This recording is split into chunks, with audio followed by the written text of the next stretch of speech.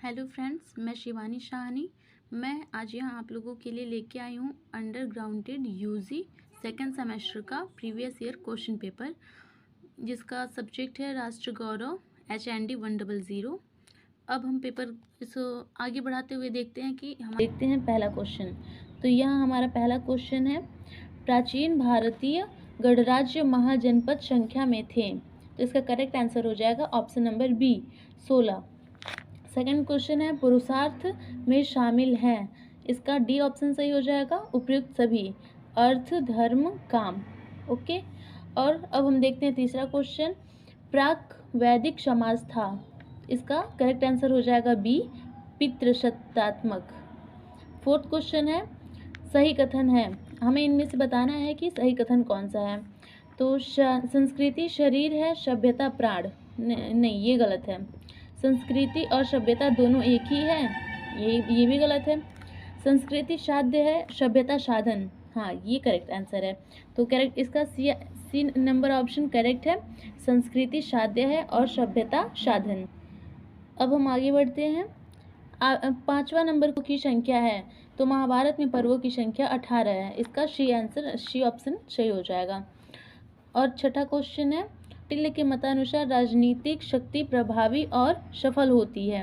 इसका correct answer D हो जाएगा, राजा की आज्ञा से। अब 7 नंबर क्वेश्चन हम देखते हैं कि 4 आर्य सत्य की संकल्पना है। इसका करेक्ट आंसर हो जाएगा ए गौतम बुद्ध की।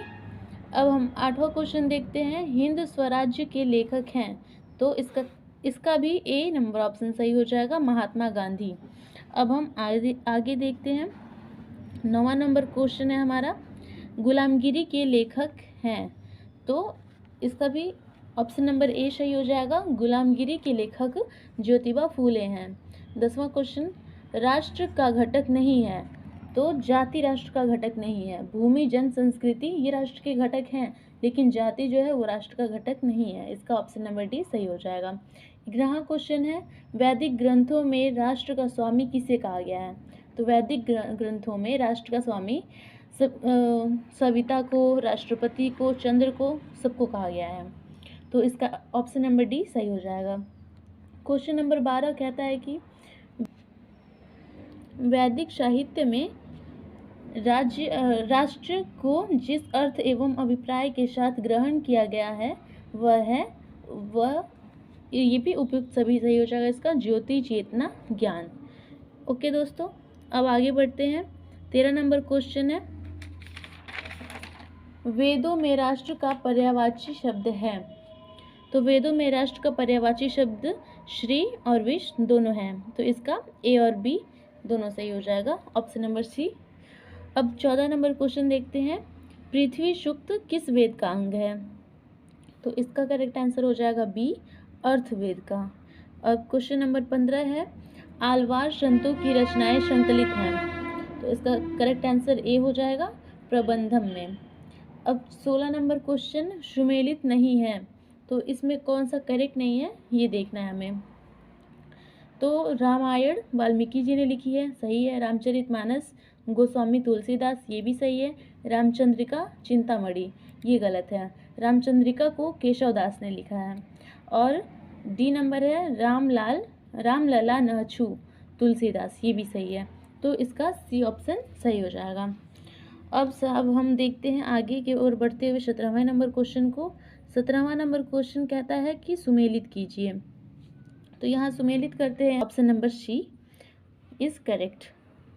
18 नंबर क्वेश्चन देखते हैं, प्रबंधम का संपादन सबसे पहले नाथ मुनि ने किया था। अब आगे बढ़ते हैं 19 नंबर क्वेश्चन की तरफ। असत्य कथन है। यहाँ हमें 4 ऑप्शन दिया गया है। इन 4 ऑप्शन में कौन सा ऑप्शन गलत है ये हमें बताना है। तो इसका भी करेक्ट आंसर ए हो जाएगा, आलवार बहुधा उच्च जातियों के थे। तो ये गलत है, ये असत्य है। अब आगे बढ़ते हुए हम देखते हैं 20वां नंबर क्वेश्चन। 20वां नंबर क्वेश्चन है, आलवार संतों में स्त्री है। तो इसका करेक्ट आंसर हो जाएगा डी अंडाल, जिसे कोदई भी बोलते हैं। अब 21 नंबर क्वेश्चन देखते हैं, सुमेलित नहीं है। तो इस निम्बकार्य। अब हम 21 नंबर के क्वेश्चन को देखते हैं, सुमेलित नहीं है, इसमें से कौन सा ऑप्शन सुमेलित नहीं है, तो इसका ऑप्शन नंबर बी सही हो जाएगा। ये जो है निम्बाकाचार्य अद्वैतवाद। 22 नंबर क्वेश्चन, अष्टछाप की स्थापना की विट्ठल नाथ ने की, इसका सी ऑप्शन सही हो जाएगा। क्वेश्चन नंबर 23 है, अर्थशास्त्र की रचना की, तो अर्थशास्त्र की रचना कौटिल्य ने की थी, इसका। अब आगे बढ़ते हुए हम लोग देखते हैं 24 नंबर का क्वेश्चन, जलियांवाला बाग हत्याकांड किस दिन हुआ था। तो ये बहुत इंपॉर्टेंट क्वेश्चन है, इसको किसी को भूलना नहीं है। ये 13 अप्रैल 1919 को हुआ था। ये इसका ऑप्शन नंबर ए करेक्ट होगा। 25 नंबर क्वेश्चन है, शून्य का आविष्कार हुआ तो भारत में, शून्य का आविष्कार भारत में हुआ था, ऑप्शन नंबर सी इसका सही है। 26 क्वेश्चन है, दशमलव पद्धति किसकी देन है, तो ये आर्यभट्ट की देन है, ये इसका ऑप्शन नंबर डी करेक्ट हो जाएगा। 27 नंबर क्वेश्चन है, सुमेलित नहीं है, तो यहाँ पे आपका ऑप्शन नंबर ए है, पाणिनि अष्टाध्यायी, तो ये तो करेक्ट है। बी नंबर है, पतंजलि महाभाष्य, ये भी करेक्ट है।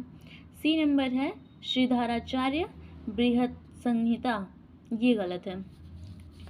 ये 12 मिहिर, ये 6वीं शताब्दी में दिया गया था ये चीज़, ये ऑप्शन नंबर सी इसका करेक्ट हो जाएगा, ये सुमेलित नहीं है। अब आगे बढ़ते हैं, देखते हैं 28 नंबर क्वेश्चन। 28 नंबर क्वेश्चन में है, महाभारत की रचना की, तो हम सभी जानते हैं कि महाभारत की रचना वेद व्यास ने की है, लेकिन इस ऑप्शन में वेद व्यास कहीं नहीं है, तो आप इस पे उपयुक्त में से कोई नहीं, इस पे ऑप्शन लगा देंगे अगर, तो ये गलत हो जाएगा, क्योंकि वेद व्यास का ही नाम द्वैपायन ने।